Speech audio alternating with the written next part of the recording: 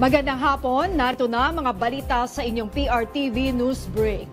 Inamin ni House Committee on Justice Chairperson Jarbil Luistro na kailangan ng Kamara na i-update ang rules of impeachment.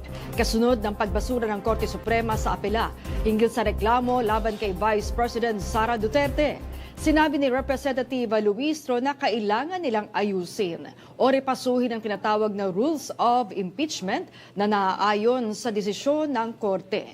Ito ang ani ang pangunahin nilang gagawin dahil kailangan nilang igalang ang anumang pinal na desisyon ng Korte Suprema.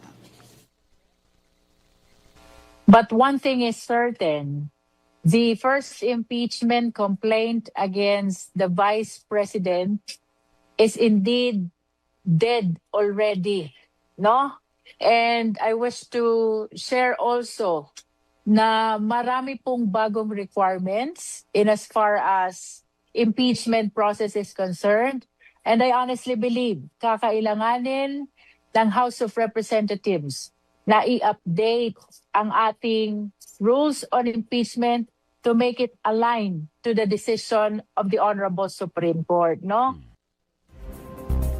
Inamin ni National Police Commission Executive Officer Rafael Calinisan na tinangka ni gambling tycoon Atong Ang at isang local chief executive na suhulan ang ahensya kaugnay sa mga nawawalang sabongero. Aniya, si Ang ay kaugnay ito sa investigasyon sa kanya sa umano'y mga nawawalang sabongero. At ang sinasabing local chief executive naman ay para pigilan sa investigasyon sa 12 police officers na sangkot sa pagkawala ng mga sabongero. Naunang sinabi ni Calinisan na sinubukan ni Ang na pigilan ng NAPOLCOM investigation at lumapit umano sa isang close friend. Hindi niya ito pinangalanan o hindi niya pinatulan at hindi rin niya pinangalanan ang sinasabing local chief executive. Naniniwala naman ang defense analyst na si Attorney J. Batumbakal na hindi indahin ang Chinese Embassy kahit ideklarang persona non grata ang ilang opisyal nito. Ayon kay Batumbakal, wala itong problema sa Chinese Embassy dahil gusto nila mismong umalis na ng bansa. Dagdag pa ni Batumbakal, hindi rin nagagampanan ng Chinese Embassy ang trabaho nitong pagbutihin ang relasyon sa pagitan ng China at Pilipinas. Kasunod ito ng paghamon ng embahada sa mga mambabatas na ideklarang persona non grata ang lahat ng Chinese diplomat sa Pilipinas. At para sa kanila, parang baliwala yun, no? Dahil handa sila na umalis dahil in the first place, alam din nila na siguro na walang kumakausap din naman sa kanila dito, no? So failure din talaga yung kanilang primary function na i-improve ang relations ng China sa Pilipinas. So, kumbaga wala silang pupuntahan.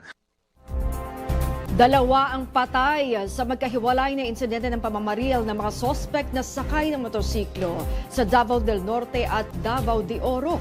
Isa sa mga biktima ay binaril sa tapat ng eskwelahan. Alamin natin yan sa report ni Noreen Igonia. Sa video, makikita nga nakaparada ang itim na pick-up truck sa tapat ng eskwelahan. Maya-maya, huminto ang isang motorsiklo sakay ang dalawang lalaki. Bumaba ang isa sa kaagad na pinaputukan ang driver. Mabilis na tumakas ang mga salarin. Nangyari ang pamamaril pasado alas 9 ng umaga kahapon sa Tagum City, Davao del Norte. Kinilala ang biktimang si Lester Kevin Guzman, 32 anyos na dating empleyado sa City Hall. Nagtamo ng tama sa leeg at iba pang bahagi ng kanyang katawan ng biktima. Sinubukan pa siyang dalhin sa ospital pero nasawi rin kalaunan. Ano namang record na may threat siya. But isa din sa inimbestigahan natin yan kasi kasi siya nagba-vlog. So nagba-vlog siya, parang may nag-critic siya sa mga kwan. So isa din yan sa ipa-imbestigahan natin kasi yung cellphone niya is naiwan man. I-check natin sa cybercrime kung may mga makita tayong may. Samantala, patay din sa pamamaril ng riding in tandem ang isang pahinante ng truck sa Mawab, Davao de Oro kahapon ng gabi. Ayon sa report, galing sa Agusan del Sur ang truck sakay ang dalawang pahinante na may kargang oxygen at acetylene tank. Papunta sanang Tagum City ang truck nang harangin ng mga armadong salarin. Pinababa pa muna ang mga biktima. Sa takot, agad na tumakbo ang dalawang pahinante kaya pinagbabaril sila ng mga salarin. Napuruhan ang isa na kinilalang si alias Richard at agad na nasawi. Hindi naman natangay ng mga salarin ang perang dala ng mga biktima na hinihinalang target ng mga ito matapos agad na tumakas. Patuloy ang investigasyon ng mga otoridad sa insidente. Mula dito sa Davao, Nurin Igonia ng PRTV News, nagseserbisyo para sa Pilipino. Ibinida ng Pampanga Provincial Disaster Risk Reduction and Management Council ang kahandaan nila sa sakuna. Ito'y sa pamamagitan ng Resilience Arcade Skills Booth na ginanap sa Benigno Hall sa Capitol Compound. Ang detalye ihatid sa atin ni Gracie Rutao. Iba-ibang life-saving skills na mahahalaga sa oras ng emergency ang itinampok sa Resilience Skills Arcade ng Pampanga. Kabilang sa mga tampok na demonstration booth ang bandaging and splinting, CPR at AED, high angle or ropemanship at fire suppression, kung saan aktwal na ipinakita ang tamang paggamit ng mga kagamitan at tamang pamamaraan ng pagsagip. Pinangunahan ito ng Provincial Disaster Risk Reduction and Management Office, katuwang ang Bureau of Fire Protection at Philippine Red Cross.